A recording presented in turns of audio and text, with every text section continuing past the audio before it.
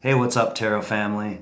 It's Tico, and I'm making the next two advanced tarot tutorials in a row because they really go together and they're going to be on the same page of the PDF guide. Please, please, please download and use this to follow along. Also use this as a note guide. That's kind of how it's intended. You can put it in a binder and put some paper behind it, or put it with a notebook, or be copying it over and rearranging it on your own. Today we're going to be exploring, as we move into the last bit, the astrology behind the tarot cards and what those influences mean in the deck, and how you can kind of start working with some of the cards and seeing how those will go together. The first part we're going to focus on is just the planetary influences. So when the tarot was created and the alchemists were working with the astrology, actually it goes all the way back to the Kabbalistic astrology. There were only 7 planets that were visible by the human eye to the ancients: Sun, Moon, Mercury, Venus, Mars, Jupiter, and Saturn. So those are the 7 planets that are represented in the tarot deck, and also in the Hermetic magic, right? So one of the things you could do is associate, as you're starting to put your major arcana together with these planetary influences. You can also go back to the video that was looking at like the 7 steps of Hermetic alchemy, because each one of those steps was also associated with one of these planets. So you can draw the connection of associating a step in that inner alchemical process with these planetary influences, and then maybe see how the lessons or stories in the major arcana cards reflect into that step of a particular process, right? So I feel, before we even get started, someone was asking me about the power of learning tarot and about the power of, reading for self or reading for others. And I guess I would just say that my personal opinion would be that the power in the tarot deck really comes from us making our own inner associations with these cards, right? It's kind of just like a map of information. So as you draw out your own connections and conclusions, be sure to write them down, journal about them, etc. And I'd be interested in hearing them. Other people would be too. I'm going to have some contests coming up where we can win some really cool decks after this tutorial is finished. And we're going to be doing some fun stuff like that. So without further ado, I'm going to get started. I hate that expression. I don't know why I used it. I'm going to get started with just covering these planetary influences, right? So first I'm going to talk about the planets and their influences, and then really quickly I'll just do a review of the influences a little bit, and the major arcana cards associated with that. So also I just want to point out, I don't really know, I would have personally put the order a little different. I'd move Saturn to the bottom here. That's probably how I'm going to be going through the cards. I'm just going to move from Sun, Moon, Mercury, and then we'll do Saturn last, even though it's a little bit out of order. So, okay, so when we're looking at the planetary influences, right, anytime the sun comes up, sun represents brightness. So think about not just representing, but brings that influence to a reading. There's always going to be this piece of it around these particular cards or themes or questions, right? So the sun is brightness, it's clarity,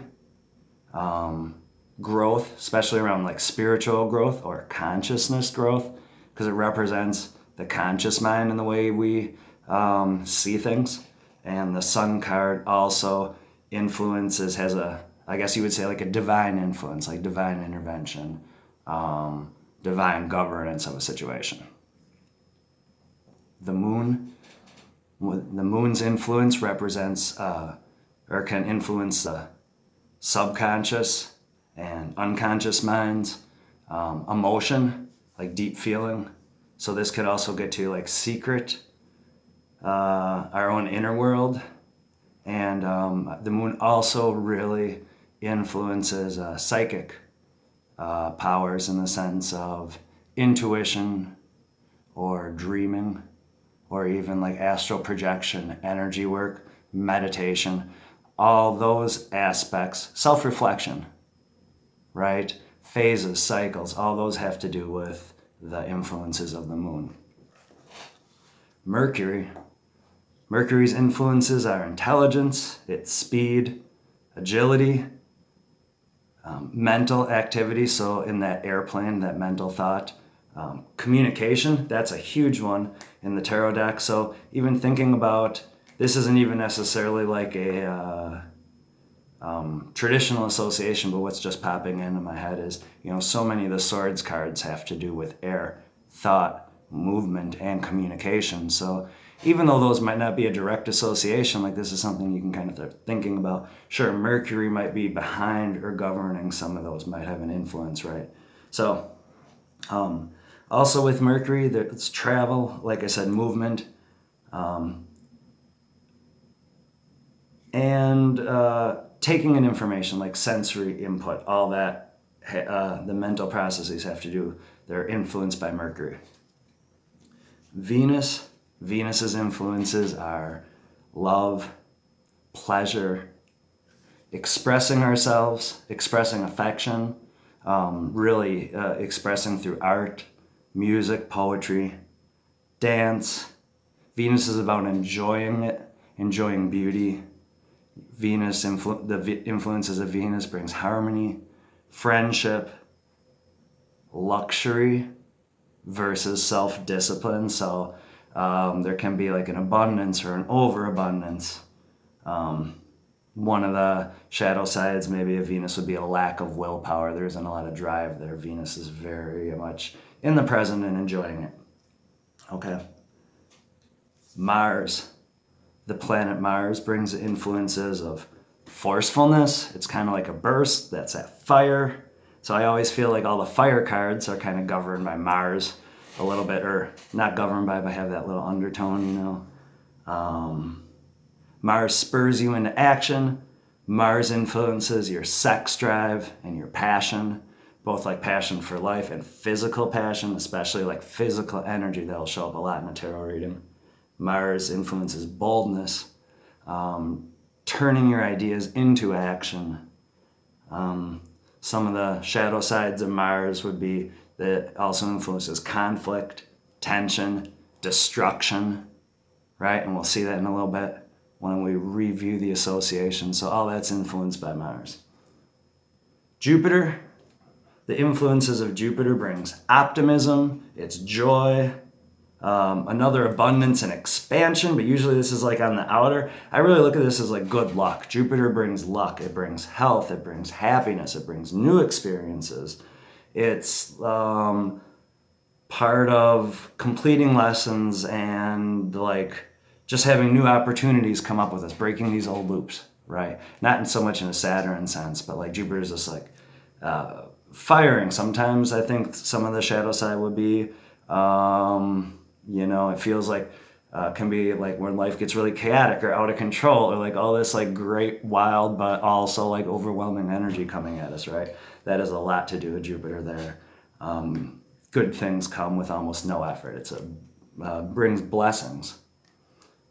And then Saturn, the influences of Saturn is a delay of rewards. So where Jupiter brings all this stuff right away, Saturn doesn't. Saturn holds it out. Saturn makes you work for it, because for Saturn, those rewards or those possibilities, they're earned, and with that comes a gift. It comes a strength, right? There's strength through trial and difficulty in Saturn. So Saturn also brings blessings, but in a different way. Where Jupiter might bring that outer blessings, those experiences, Saturn brings, strengthens that inner core. Saturn's about self-control, limitation.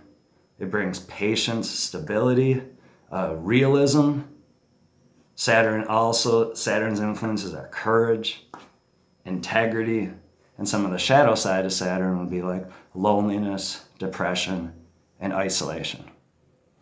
Okay, so those are the planetary influences. Now, I'm going to just do a couple of those keywords as we talk about it again, and I'm going to go through the major arcana. Again, this is a review because we've already done this lesson, right?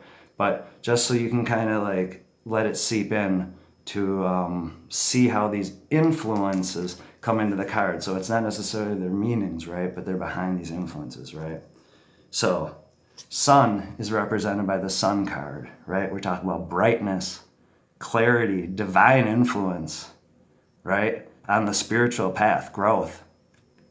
The moon is represented by high priestess, right? We talked about this is our subconscious, where the sun, that little baby being guided, our conscious mind. Here's our unconscious mind or our subconscious, right? Or maybe our emotional, secret, psychic world. Mercury, governed by the magician, right? The influences on the magician, intelligence, agility, mental activities, communication, movement, travel, sensory input. The magician's in control, right? Venus, that represented by the Empress. So what are the influences of Venus? Love, affection, expressing and enjoying that beauty, nature growth, harmony, luxury. Mars is represented by the Tower. What are the influences of Mars? Forcefulness, it spurs us into action, right? Energy, sex drive, boldness. Could be strife, conflict, destruction, right? And the destruction always brings new growth. We have to break down the old in order to have the new, right? Jupiter is the Wheel of Fortune, right? And so what are the influences of Jupiter on the Wheel of Fortune card? Optimism, joy, abundance is of good luck, health, happiness, all these new experiences, good things coming with little effort, right? Like karmic almost. And then Saturn is represented by the world. What do we get? Delay of rewards till earned. It's this wholeness. We're gaining our strength. So all these things that were trials is a unity. So there's self-control, limitation. All these have to do with this card. Patience, stability, realism, courage, and oneness with ourselves, I would say. So that's the tarot tutorial there on planetary influences. Blessings.